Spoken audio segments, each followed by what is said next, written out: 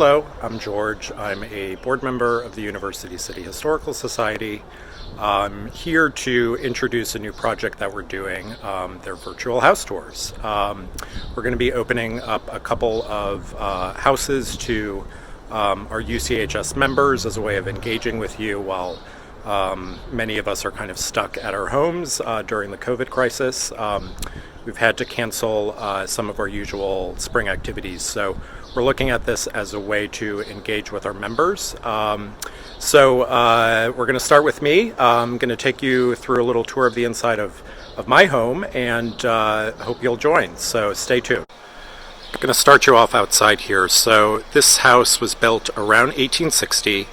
My partner and I have been here for about 5 years, and it's an Italianate style. It's 3 stories.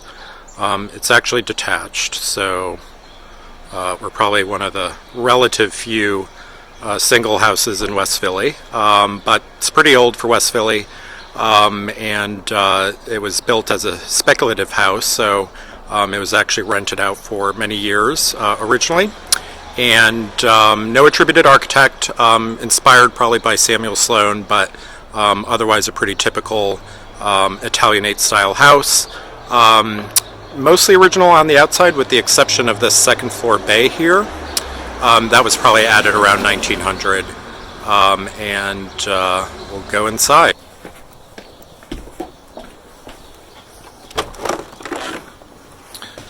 All right, so here we are inside in the foyer, and it's got an interesting setup. It's actually got a parlor on the right-hand side, and it's got a parlor on the left-hand side. We're not exactly sure if maybe this was the dining room originally, but we've got it set up as 2 separate parlors. And our floors are oak, so these were probably added later, around 1900 as well. Upstairs we have some pine floors. Got the original banister. Unfortunately, the new post is unstained, but the actual balusters were painted at some point, so we've touched that up. Here's our living room here, and the mantle actually is later. It's from 1900 probably as well, so you can see it's got some colonial revival details, which would not have been typical for 1860 when the house was built. But when we bought the house, it was owned by a couple who had lived here for more than 50 years.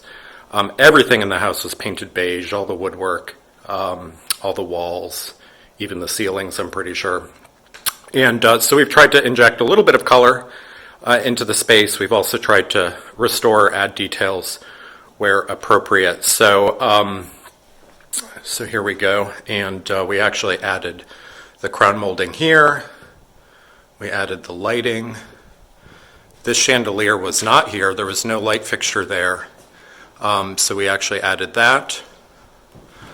The mirror we added on top of the mantle, and we actually added the firebox as well. This had been unfortunately tiled over with some really ugly yellow tiles, so we put in a marble surround and got the firebox at a architectural salvage place. So I do want to show you an interesting thing here, which is this painting. This painting is actually the property of the University City Historical Society. I feel fortunate, at least temporarily, to have it hanging up. No attributed artist, but it's definitely of the kind of Hudson River Valley school, and a little dirty, but really lovely scene. So we feel fortunate to have that. So, all right, I'll take you out of this room, go across here. So we're entering the second parlor, and this we really use as a music room. My partner is a music teacher. I happen to be an architect.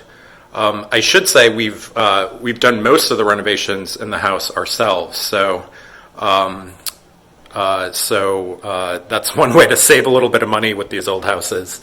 So that includes me actually building this bookcase over here. That was not here originally. We installed those light fixtures above the bookcase just to highlight it at night. This light fixture was here. This was actually the only light fixture still remaining in the house. We fought pretty hard to keep that. But yeah, that's the only fixture. It's not original to the house. It's probably, early 20th century, but we adore it and are happy that it was able to stay here. So yeah, this is another parlor. Maybe it was a dining room originally. We're not really sure. It does not have a mantel, but we've got this cabinet here. The sofa actually is on loan from a neighbor, but looks kind of nice in here. And these atlases are actually the property of the University City Historical Society as well. I know Heather has a few, and I've got a couple, so they're always kind of fun to flip through. Unfortunately, they're not in the best of shape, so but nonetheless, they're kind of fun relics to have. So from there, I'll take you backwards towards the kitchen. On our way to the kitchen, I'll just poke our head in this little powder room here, which is small. It's tucked in under the back staircase, but we added the wallpaper. As an architect, I kind of like architectural things, so it's a fun little wallpaper. And then I've collected a couple of pictures of old houses to frame up on the walls. So here's another here. Otherwise, the bathroom is pretty much intact as we bought it. So we're fortunate to have a little powder room on the first floor. And then we'll move over to the kitchen, which is dramatically changed. And actually, you can see my work from home setup here during the COVID crisis, obviously working from home. So excuse the mess there. But this was in really rough shape when we bought the house. Again, that was about 5 years ago. Had, for the size of the house, it had a really small kitchen. I would say the kitchen was maybe 100 square feet, and that's pretty generous. And so, and it had an overly large dining room. So what we actually did was we combined the two rooms. We took down the wall. I know some old house lovers may consider that to be a faux pas, but for us, it's just a lot more functional to have a larger kitchen. Not that this is huge by any stretch of the imagination, but it works for us. So had a local company, Oberholzer Cabinets, actually fabricate the cabinetry here. There are actually radiators kind of tucked in. So there's a radiator behind there, and there's a radiator here as well. So what we did was we tried to incorporate it into the cabinetry so that the radiators weren't just sticking out. We also added this oak herringbone floor, which is a nice feature that we enjoy. But the best part about combining the dining room and the kitchen was that we were able to really take advantage of the natural light that this room has. So you can see we've got 3 windows that are actually facing west, and a little porch out there that we can walk down to, and then there's the dining room. So yeah, unfortunately, we no longer have a formal dining room. I think probably most people don't really use a formal dining room, so we just have this little eating area. But it was important for us to keep the back stair. We really like having the back stair. And this mantle here, which is cast iron of all things, was added. Really affordable, actually. I bought it at a local auction. I think it was like $150. West Philly tends to have larger yards than Center City and other parts of Philadelphia, but here's our little slice of greenery. It's spring, so it's a good time of year. Some of these plants were here when we bought the house, but a lot of them were actually added. So yeah, nice little green space. We've got this massive locust tree back here, which is just starting to leaf out. And I'll show you what really sold us on the house. We weren't necessarily looking to move. We actually moved from down the block, where we had lived for about 7 years, and then this estate sale came up, and we decided to try and make a connection with a potential buyer before it was listed, and that turned out to be us. Not that we were really looking, but So we took one look at this balcony here, which some people say has kind of a New Orleans or a Charleston feel, and yeah, that's really what did it for us. So the second floor, you can see we install these little fans, but it's just high enough that the mosquitoes don't quite get up there, or at least not as many of them. And then we've got one bay window here, actually just restored those arch-top windows, and then we have a second bay window here, and that's the yard. I'll show you one additional aspect, which is this fountain here. Not filled in yet. We usually drain it for the winter. There's no fish or anything in there, but added this ourselves, built it just with masonry block, and it's got a tile top, and believe it or not, those balls are actually made out of some sort of foam, so they're really light, and sometimes the squirrels actually push them into the fountain, so be it. Okay, I'll take you back inside. Hopefully I'm not making you sick as I'm moving around the camera here. We'll go back up on the porch.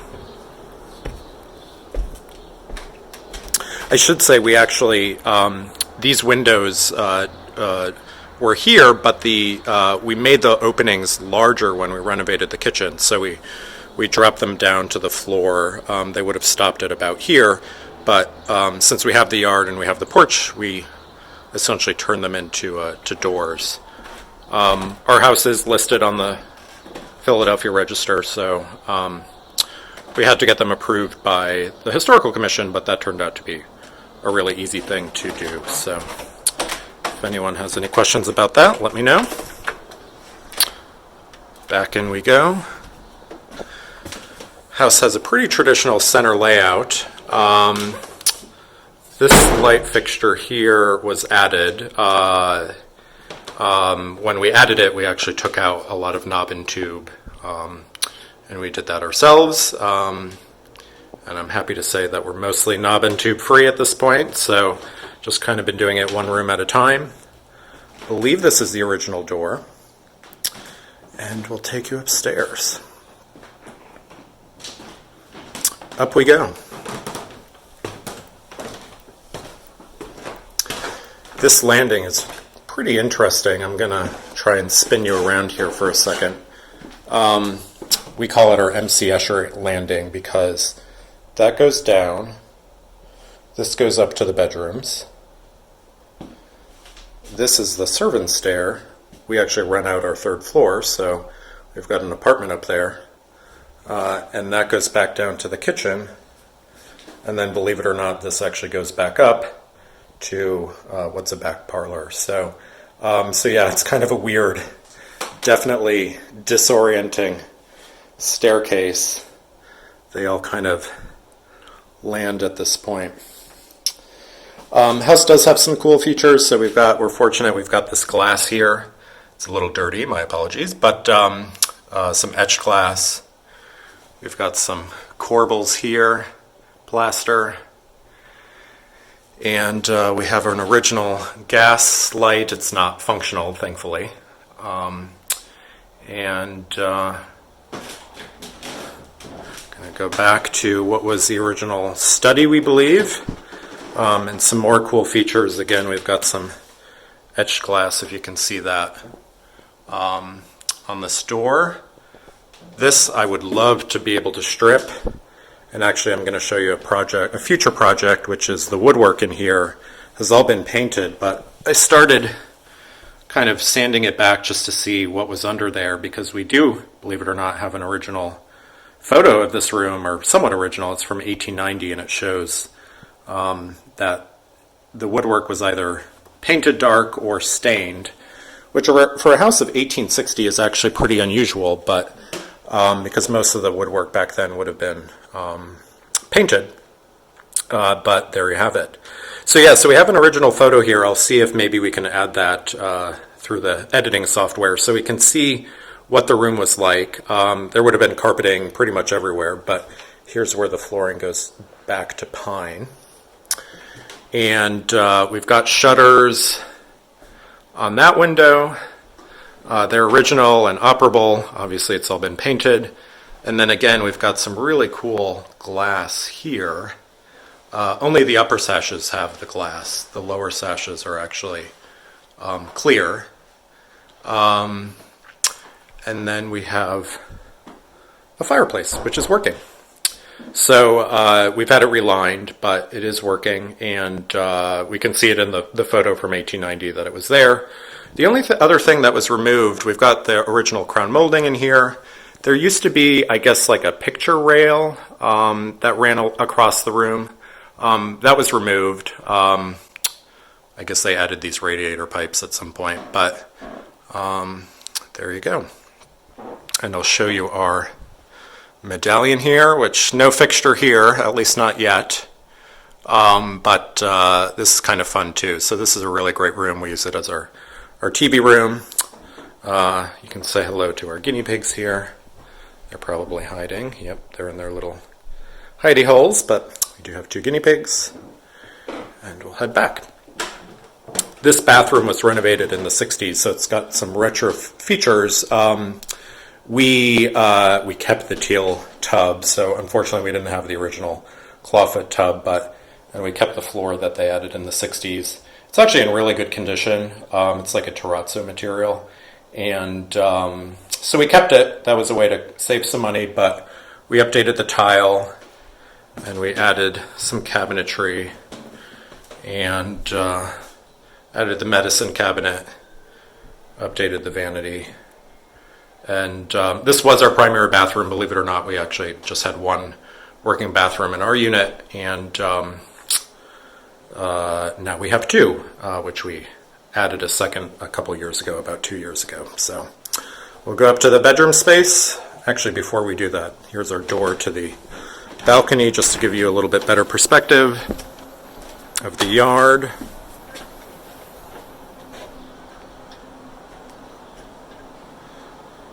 Here's where we like to relax. And then, probably can't see it, but UCity Square and Penn are kind of through the trees in that area. So back in we go. This door you can see is pretty old, but it's functional, so we keep it. Luckily, most of the interior doors are actually original. They've either got brass or porcelain knobs, and they've got all the 6 panels, so feel fortunate to have most of the original doors. Gonna go up the steps. I'll show you the master, and then we'll pretty much wrap this up. So this is our bedroom. Work in progress. We have not painted this room since we moved in, so this was the previous owner's color. So that's on the to-do list, but there's that bay that was added around 1900. Really great natural light.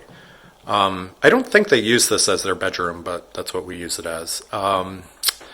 And we've turned this part of the house essentially into a master suite. So we've got our bedroom. We added the laundry here, which is, I have to say, really convenient to be able to have laundry so close to the bedroom. So those of you who may have it in the basement, if you can squeeze it in, I'd recommend having it closer to where your closet is. And then this is the bedroom, the bathroom that we actually added to be closer to the bedroom. Believe it or not, we had to go down that flight of stairs to go to the bathroom at night. That was not so convenient for us. So we added this one in. There was no bathroom here. This was a bedroom. Added the shower. And we installed the paneling ourselves. And we've got this tile warmer here, which actually acts as also a radiator. And we've got a heated floor in the floor. So this room is nice and toasty. And then this bathroom and that room were actually combined, so it was a really big bedroom. The previous owners used it, oddly enough, just as a closet. It was like a storage area. So what we did was we split it into 3. We have our bathroom, we have the aforementioned laundry area, And then we turned this into like a dressing room. So the cabinets we actually just got at IKEA. I added the base, I added the crown molding just to gussy it up a little bit, but otherwise it's just all IKEA components.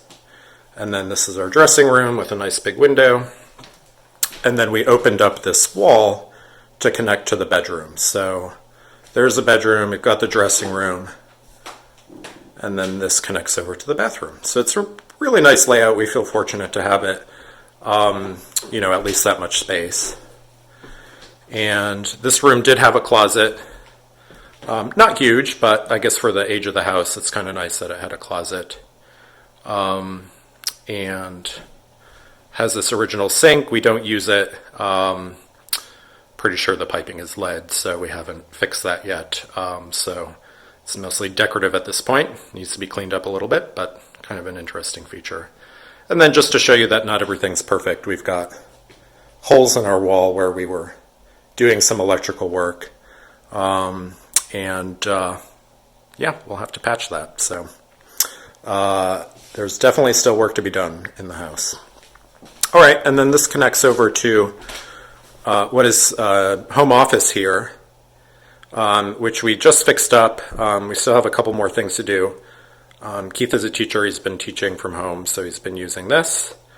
We have the oak floor here. And then there's that other bay window, which is just a really lovely feature. Again, we just restored those windows with the arch tops, so really nice kind of view and vantage point of the balcony there. And there's some shelving here. The shelving was actually here when we bought the house, but we just refinished it as part of the renovation. We just added these lights, so at night the light fixtures kind of illuminate the shelving.